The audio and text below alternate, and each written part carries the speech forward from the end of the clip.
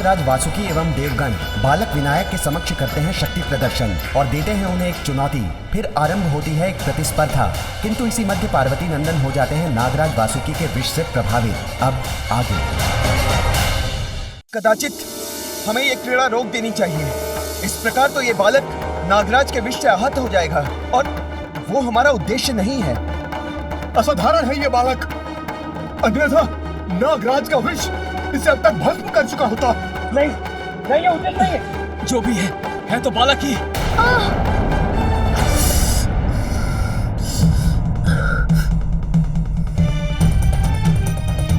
धन्वंतरी देव, ये क्या हो रहा है? कुछ उपाय कीजिए। धन्वंतरी देव, धन्वंतरी देव, धन्वंतरी देव, धन्वंतरी देव।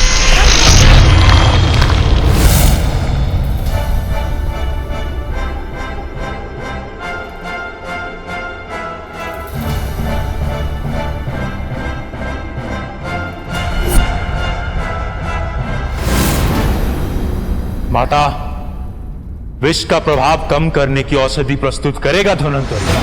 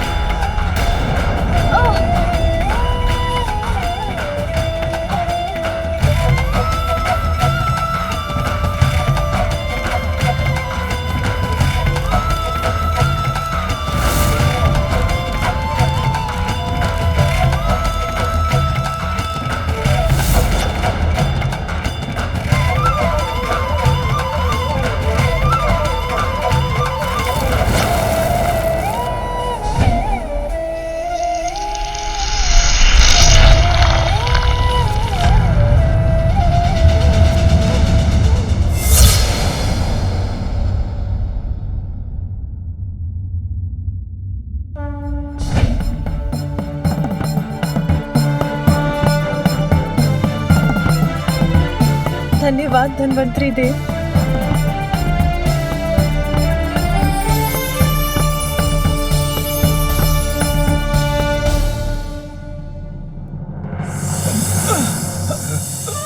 तुमने कहा था तुम सदैव मेरी रक्षा करोगे, उसी प्रकार तुम भी स्मरण रखो कि मैं तुम्हारी माँ सदैव तुम्हारी रक्षा करूंगी। माँ के आशीर्वाद से मेरे नेत्र पुनः स्वस्थ हो गए। सर्वप्रथम आपने कहा था मात्र अपने बल का प्रयोग करेंगे, किंतु आपने अपने दिव्य शक्तियों का प्रयोग किया। बल और शक्ति दोनों में मैं आपसे श्रेष्ठ रहा, तो आपने इतना तुच्छ व्यवहार किया। इन नाग ने मुझ पर अपना विष डाल दिया। अब देखिए इसका परिणाम। उनका विष हम पर गिर सकता है।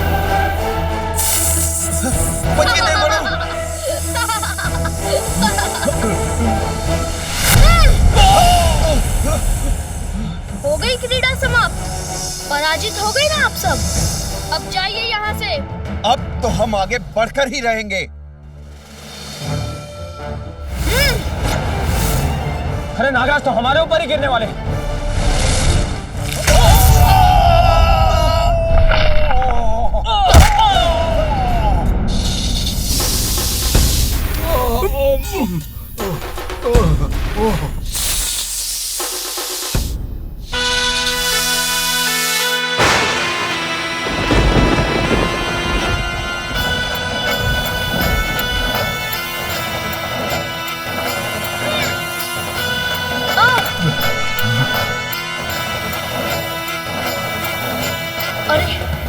अरे ये क्या कर रहे हैं? मुझे चक्कर लिया इन्होंने।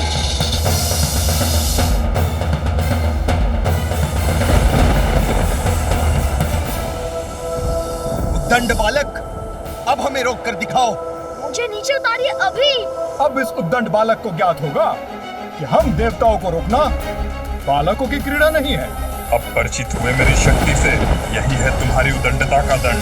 दंड? दंडित तो आप सभी होंगे। माता की आज्ञा के बिना भवन के भीतर जाने का प्रयास करने के लिए। दुस्साहस नसीब बालक, अब तुम्हारा दुस्साहस और नहीं सहूंगा मैं। विष प्रहार करूंगा तुम पर। मेरा पुत्र, वो अभी तक बाहर ही है। वो क्या कर रहा होगा वहां? अवश्य क्रीड़ा में ही व्यस्त होगा। मेरी शक्ति को कम समझने की भूल मत कीजिए। अभी मुक्त हो जाऊंगा आपके बंधन से।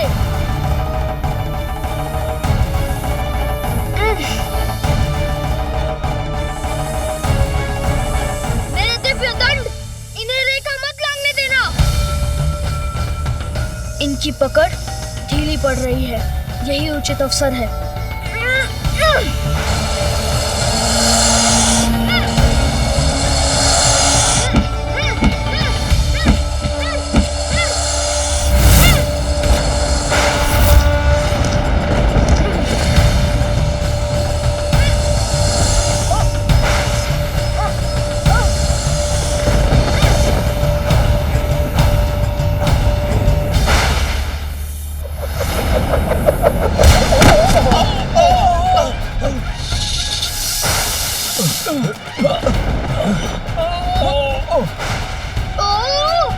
अब कैसे बाधित हुआ हमारा मार्ग? देखिए सूर्यदेव, उस बालक का दिव्य दंड। इस बालक का ये दंड हम देवताओं का उपहास करे? रुकिए मत, आगे बढ़िए।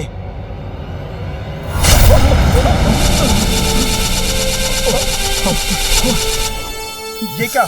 इस दंड ने तो हमें बंदी बना लिया है।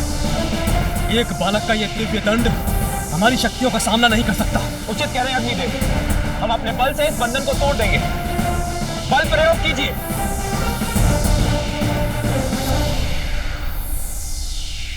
हाँ।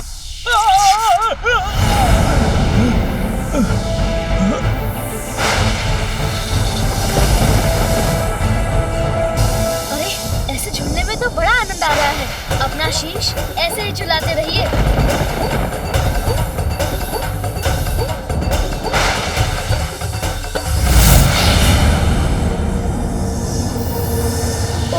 मैं नीचे गिरता जा रहा हूँ।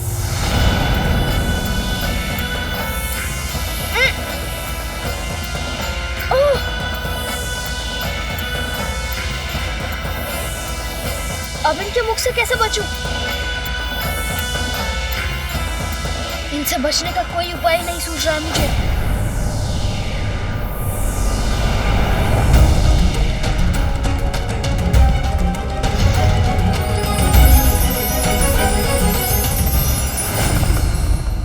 स्वामी अभी तक क्यों नहीं आए? उनकी प्रतीक्षा विचलित कर रही है मुझे। किंतु पार्वती, प्रतीक्षा करने के सिवाय तुम कर भी क्या सकती हो? मैं उनके स्वागत के लिए खीर बना सकती हूँ। उसी खीर की मिठास के साथ मैं उन्हें अपने पुत्र के जन्म का मधुर समाचार भी दूंगी। फिर मुझे स्वामी के साथ मेरे पुत्र का अन्नप्राशन भी तो करना है। तुम दोनों यहीं रुको। ये खीर मैं अपने हाथों से ही बनाऊंगी। स्वयं उसे अपने हाथों से खिलाऊंगी। अवश्य मेरे पुत्र को बाहर क्रीड़ा करते करते शुद्धा भी लगी होगी।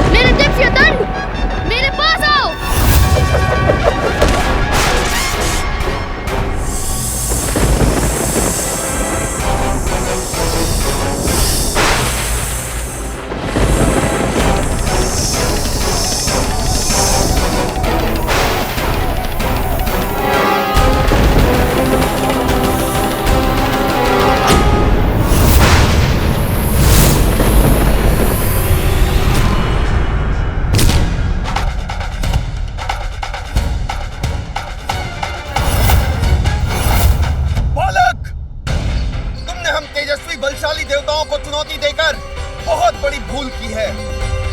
मैं अभी अपने तेज से इस बंधन से मुक्त हो जाऊंगा।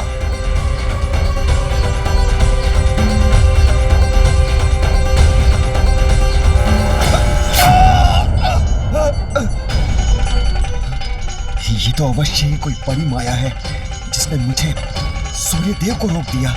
बस इतना ही तेज है आपका? मेरे बंधन से भी मुक्त नहीं करा सके स्वयं को? विश्वास नहीं होता, हम देवता एक तुच्छ बालक के समक्ष विफल हो गए। पार्वती के पुत्र का दम सभी सीमाएं लांघ चुका है, जिसे देखकर मेरे हृदय में चिंता उत्पन्न हो रही है। कहीं उसका कोई अनिष्ट ना हो जाए। देवी, आपकी चिंता का आभास है मुझे।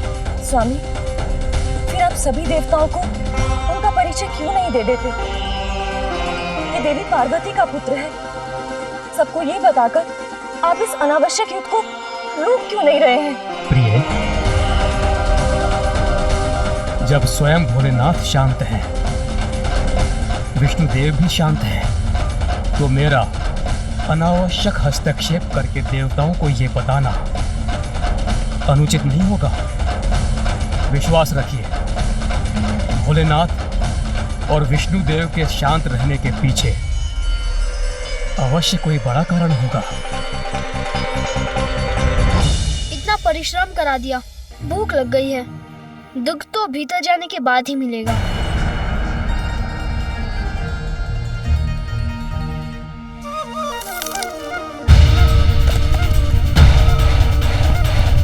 ये क्या कि फल कुतरने मात्र से इतना कंपन?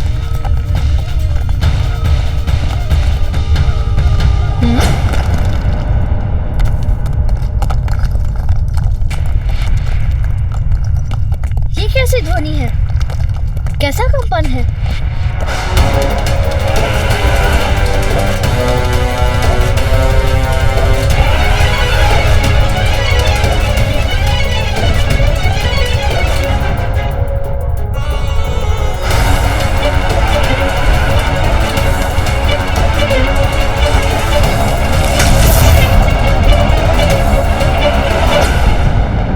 इतना विशाल काय, इतना सुंदर श्वेत गज, आश्चर्य, बड़ा विचित्र गज है ये। कितना विशाल है। स्वयं इंद्रदेव आए हैं हमारी रक्षा के लिए। उनके समक्ष कहां टिक पाएगा ये बालक?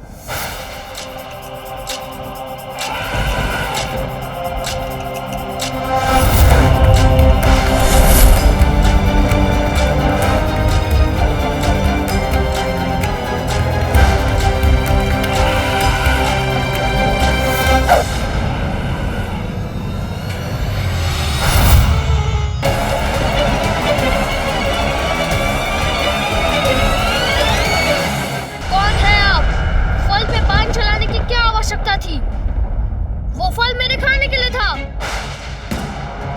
इंद्र हूं मैं, देवराज इंद्र, और मैं तुम्हारी सुतंडता से क्रोधित हूं।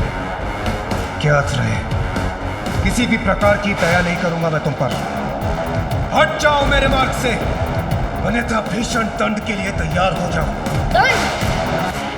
दंडित तो मैं उन्हें करूंगा जो मुझे मेरी माँ की आज्ञा का पालन करने से रोकेंगे। उन्हीं की भांति सर्वप्रथम ऋषभ, फिर मेढ़ा, और सर्प के रूप में मुझसे युद्ध करने आए थे।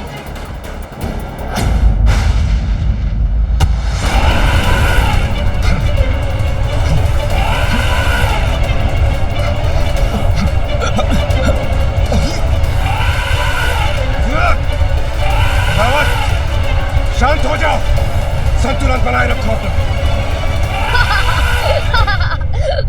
मैंने तो अभी शक्ति प्रदर्शन प्रारंभ ही किया है और आप पीछे हटने पर विवश भी हो गए।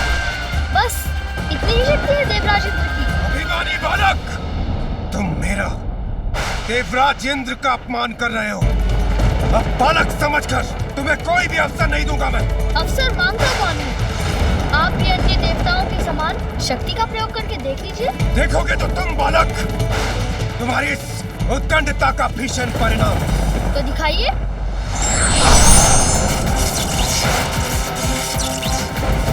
देवराज ने अपने वज्र का आवाहन किया है।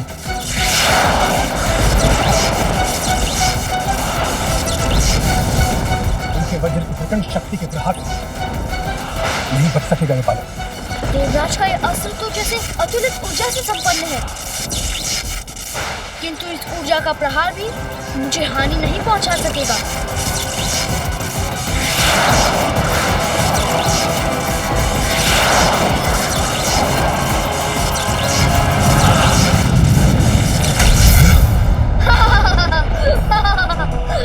मेरे वज्र को रोक दिया इस बालक ने। ये कैसी विलक्षण शक्ति का स्वामी है ये। अब आप मेरे प्रहार से अपना बचाव कीजिए देवराज।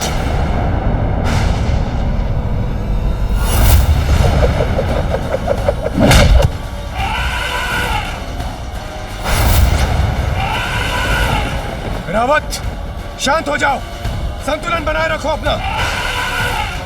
रावत, स्थिर हो जाओ।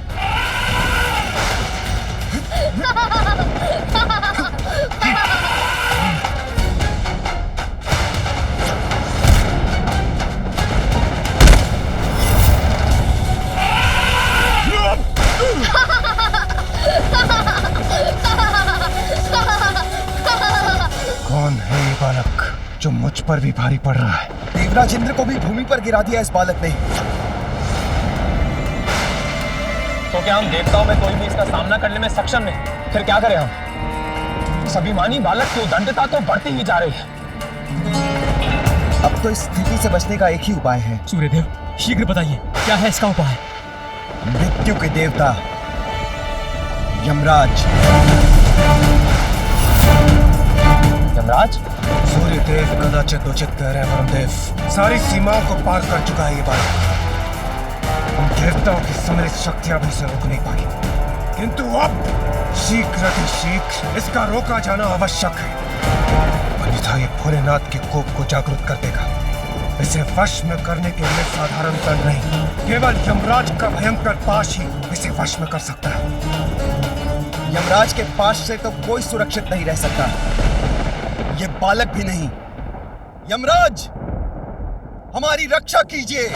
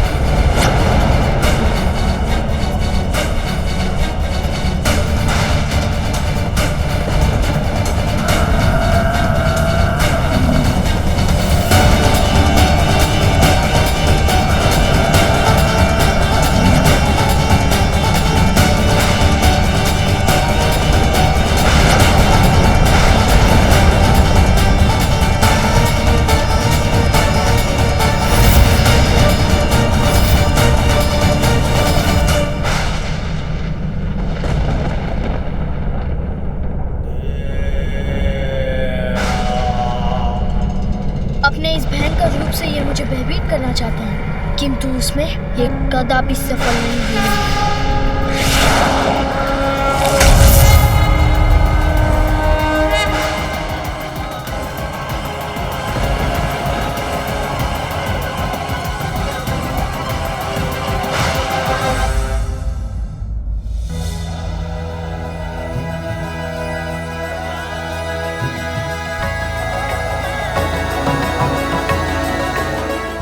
अवश्य मेरे पुत्र को बाहर क्रीड़ा करते करते शुद्धा भी लगी होगी।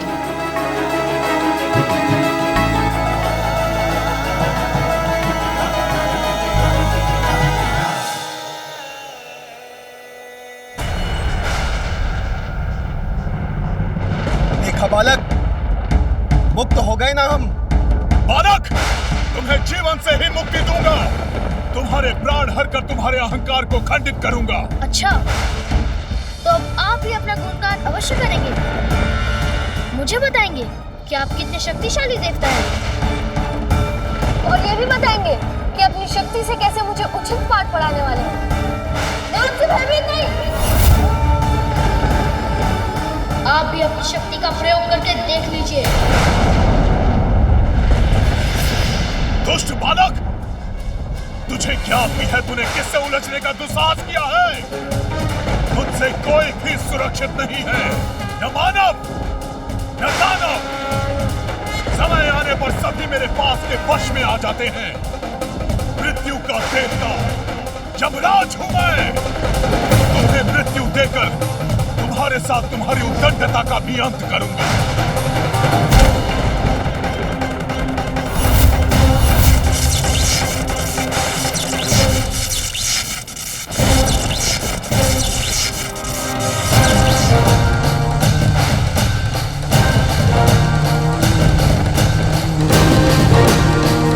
अरे, ये अपने शरीर से उत्पन्न कर कैसे भयावनी कीट भेज रहे हैं मेरी ओर।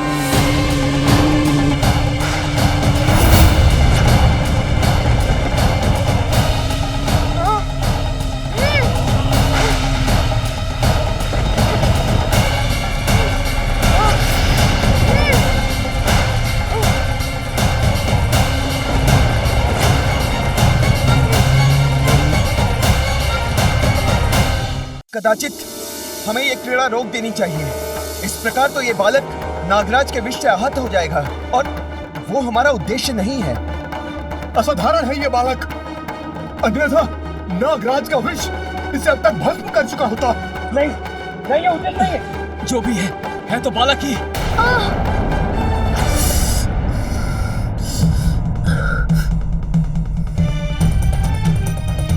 धन्वंतरी देव, ये क्या हो रहा है? कुछ उपाय कीजिए। धन्वंतरी देव, धन्वंतरी देव, धन्वंतरी देव, धन्वंतरी देव।